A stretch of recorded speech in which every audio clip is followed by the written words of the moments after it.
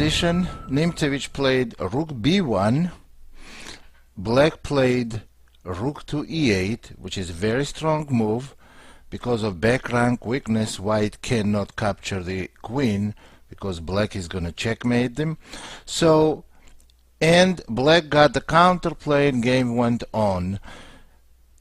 After the game, Nimzowitsch showed, after analysis, that rook e4 would have won. I agree with him 100%, and the variation he shows, after rook e4, if black plays bishop c6, then knight f6 check, g takes f, and king h8, rook h4 wins the game. You see the threat of mate on h7, rook takes h7, and if black captures the knight, white has several different ways to win. Queen takes f6 is probably the easiest, followed by rook g4. That's an easy win. So after knight f6 check, black has to capture. Since king f8 is also weak, knight takes h7, king g8, knight f6 check, and black has a lot of problems. And after g takes f, Nimzowitsch does say that rook g4 wins. And after king f8, queen takes f6 with a winning attack.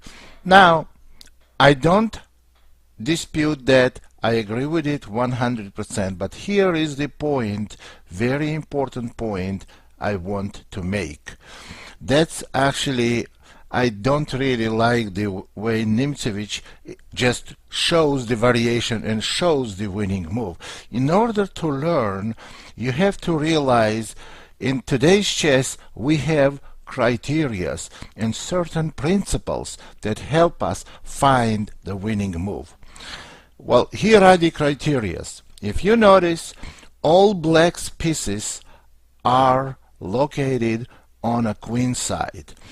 Black's king side does not have any support from the pieces. White plays very powerful knight on h5, and white has queen on f3 and open e-file. That signals you that you must try to attack black's king. Also, the other thing that we know now, it might not have been known at that time when game was played, it was played in 1911, that combination queen and the knight in attack is most of the time it's a deadly combination. So white has wide range of strong continuations. Once you know that you have to attack on the king side, then you get all kinds of ideas. Rook e4 g4, rook d4 g4, maybe queen g3, attacking checkmate, and then try to get some threats on the king side. Queen g5 is not good, probably because queen c3, but that's the direction you're looking at. You need the direction on g6, maybe knight f6 check, followed by either rook e7 or queen h4. That will be a good start. Anyway, you should look at that direction. Nimzowitsch doesn't say, he says that rook b1 is a wrong move because of rook e8. I agree with him, and at the same time I disagree with him.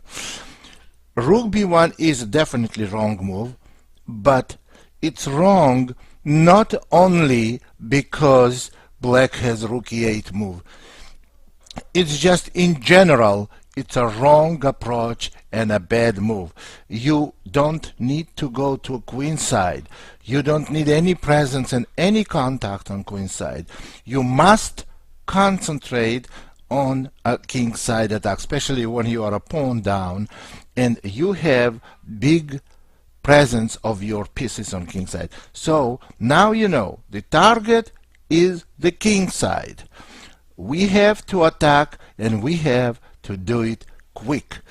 Now, how does rook e4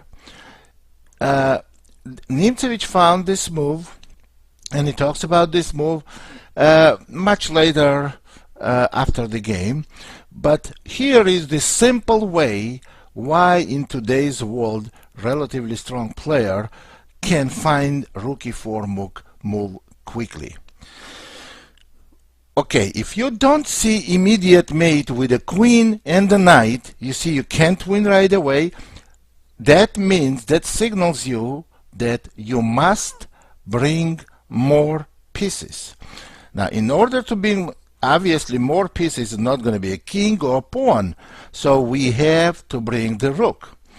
Now, there are two rooks we have. We may be able to go rook e7. Actually, it's one of possible and very strong moves also. We're going to go rook e7, and maybe rook e4 g4, maybe rook d4 g4. If I was playing, I would move rook d4 and g4 because that weakens my back rank, the first rank. So, for example, on rook d4, rook e8, now we are distracted from direct attack by blacks threatening to checkmate us on a back rank. So rook e4 would make more sense because when we bring rook to g4, our back rank is protected with the d1 rook. So we have now various different opportunities, but the target, the idea does not change. We must attack on a king side. That's for sure. So rook e7 would be interesting move. Attacking f7 pawn and a bishop c4, then you see queen g4 is interesting move.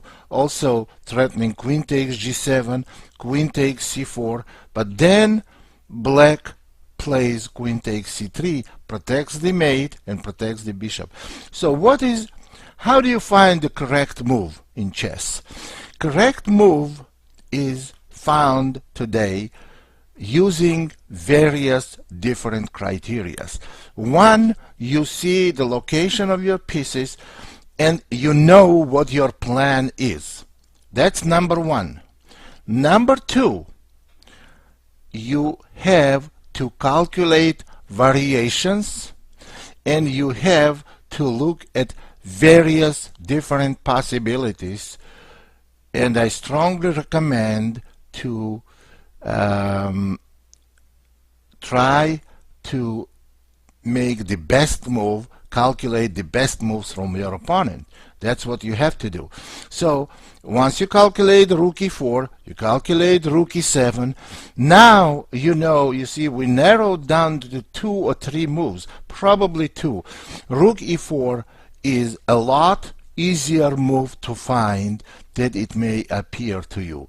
So rook e4 wins, definitely wins. I agree with Nimzowitsch, but at that time in 1911 it wasn't really known that queen and the knight combination is very, very powerful and can be very deadly. For example, if you look even in the end game, when you have queen and knight, your opponent has queen and bishop, it's a lot of times queen and knight, actually most of the time queen and knight is better because they are functioning together better. Because queen, if you think about it, there is a reason for it. Knight, queen, bishop functions, bishop goes diagonally, but so is queen. So they are kind of doing the same, they're playing the same role in a way. But queen and knight goes the way that queen doesn't go, so the combination works a lot better. So that's why queen and knight, it's a strong combination of pieces, and now you don't have immediate mate, you need another piece. That's how you get to rook e4 move, and that's why this is so strong. So that's interesting example, and I just showed you the way you find the best move. Of course, Nimzowitsch was right mentioning that rook e4 was winning, but if you know the principles that we know, he was strong enough player not to even think about rook b1.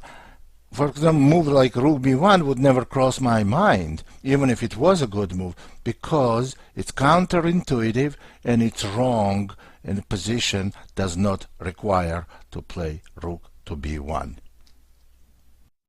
There is another example of interesting position about the blockade. Nimzowitsch, as usually, correctly mentions that white has an advantage here, and white does have an advantage. So he analyzes move bishop d4. Obviously we need the blockade black's e6 and d5 pawn. He says bishop d4 will be met by queen c7 if white played bishop d4, and then after queen e2 black would play knight g4, preventing white from going knight e5 and also attacking h2 pawn, and if white goes h3, black will go e5. This is 100% correct, and black does have a good game here.